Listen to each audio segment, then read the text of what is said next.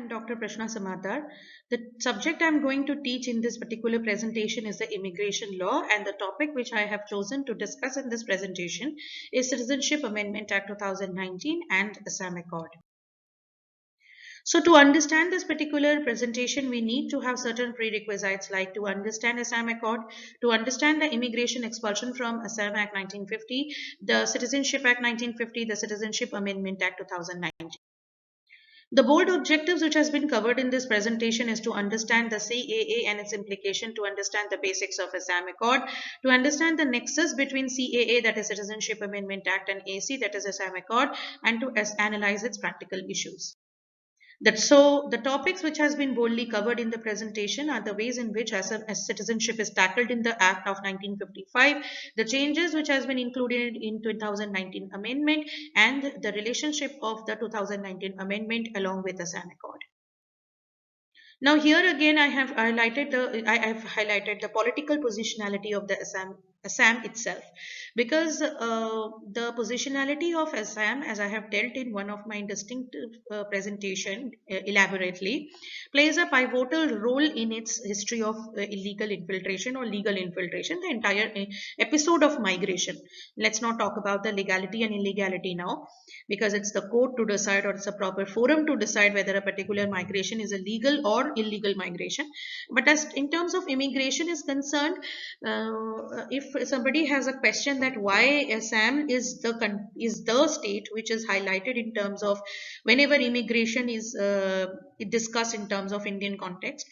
So one of the basic reason is its geographical positionality. Because of its positionality and because the widespread border which it shares with Bangladesh plays a pivotal role, and its cultural assimilation or its cultural similarity with those people who have infiltrated from there to Assam, and the peaceful nature of the Assam are some of the underlying reason because of which migrations have happened in installments down the ages to Assam from different parts of the neighboring borders which it shares with different part of the of the countries. So that is the thing. Then here also I have it has been highlighted that India Bangladesh border, the orange border is the entire India Bangladesh border. So we can see that they share the border with West Bengal also, they share border with Tripura also. But why people generally don't infiltrate to West Bengal? But that's not the case that they don't at all infiltrate. They of course infiltrate, but West Bengal is a much politically active state. Obviously, Assam is also a politically active state, but Bengal has a history of partition. Bangladesh has come up after partitioning from West Bengal itself. So people have their very bad past. They have seen remorses, so they don't want to recollect those remorses. They want to start a life afresh where they will not be facing any kind of persecution in their rest of their life. So keeping that thing into consideration, or nobody wants to revisit the kind of horrors they have visited in their young days. Those who are old generation people now, they would be saying that when I was young, I have seen the days of partition. So obviously nobody want to recollect those horror days. So these are some of the underlying reason which, because of which the in spite of the fact that Bangladesh shares a widespread border with West Bengal, the infiltration rate, in spite of that widespread border, is much in Assam in comparison to West Bengal.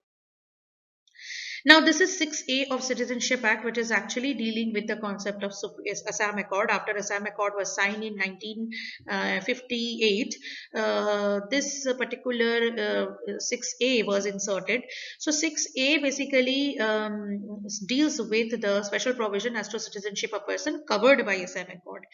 So they have actually given place to Assam Accord, and really central government has really given much praise to Assam Accord, and given it can be well seen that it has placed itself in the Citizenship Act. So according to that, Assam means the territories included in the state of Assam immediately before the commencement of the Citizenship Amendment Act 1985, through which Assam Accord was included. Detected to be a foreigner means detected to be a foreigner in accordance with the provisions of Foreigners Act 1946 and Foreigners Tribunal Order Act Order 1964 by a tribunal constituted under the said order. Specified territory means the territory included in Bangladesh immediately before the commencement of the Citizenship Amendment Act 1985. A person shall to be deemed to be Indian origin if he or either of his parents, any of his grandparents were born in undivided India. A person shall be deemed to have been detected to be a foreigner on the date which a tribunal constituted under Foreigners Act submits its opinion to the effect that he is a foreigner to the officer or authority concerned. Okay, so these are some of the, now this is very important, subject to the provision of subsection 1, 6 and 7, all person of Indian origin who came before 1st January 1966 to Assam from the specified territory included such of those whose names were included in the electoral roll for the purpose of the central election to the House of the People held in 1967, who have been ordinarily resident in Assam since the dates, Assam shall be deemed to be citizen of the India as from 1st January 1966. Now, why 1966 has been treated as a cutoff date? Because 1966 later on in after 1966 again migration has happened to India into Assam to India basically through Assam. So Assam has faced a lot of migration, and those migrations were needed to be then decided that whether they are legal migrations or they are illegal migrations, because migration has started becoming so unabated in Assam that the aboriginal people of the Assam were getting threatened that now they have to leave their place of stay, habitual place of stay, and have to settle somewhere else because of the increased population of the foreigners.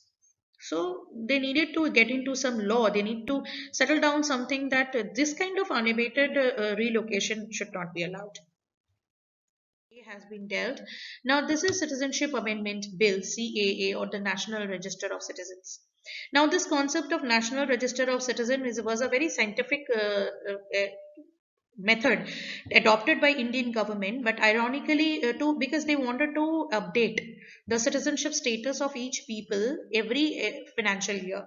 But what happened, maybe due to any political reason, or maybe due to an indolent attitude of the central government, or may they have overlooked this issue, they didn't found this issue any more important, or they found that this updation becomes very cumbersome job, they did not updated NRC.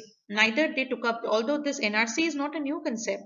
It would be wrong to say that NRC is a new concept. NRC is a very old concept, and it has come only during the time when Indian Constitution got executed in the year 1950 itself.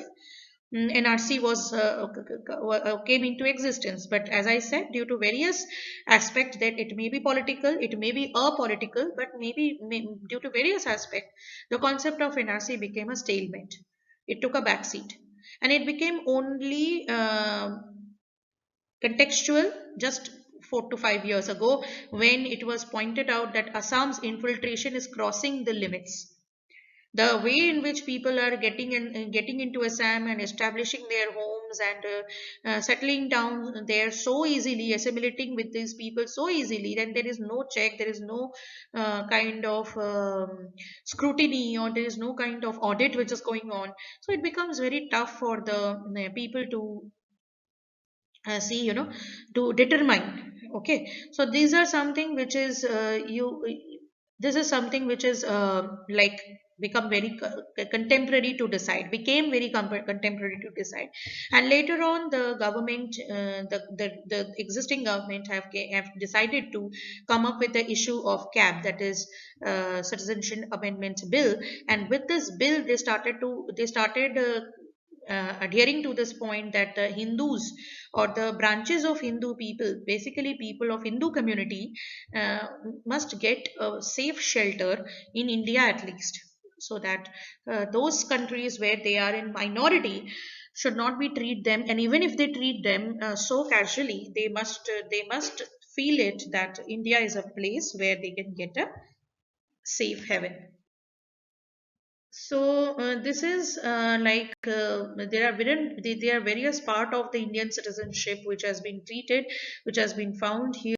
Point here, you can get through the entire slide, and you can see how contextual it is. It is very interesting to read the case of Taslima Nasreen, Adnan Sami. They all wanted to have citizenship of India, and then how their citizenship have been questioned and all of that. So that can be studied over here. So with this particular objective, the this slide has been made. So IMDT Act also become very, very important. It is illegal entry act into India. So these are some of the aspects whereby Assam Accord has been has a close nexus with the Citizenship Amendment Act. So these are some of the practice question. What is the background of Assam Act? How 6A of Citizenship Act has given place to Assam Accord, and what is the real nexus between CAA and NRC? So if all these answers questions may be answered in the previous slides in very interestingly. So hope you have enjoyed this presentation. Hope to see you in my next presentation. Thank you so much for such a patient hearing.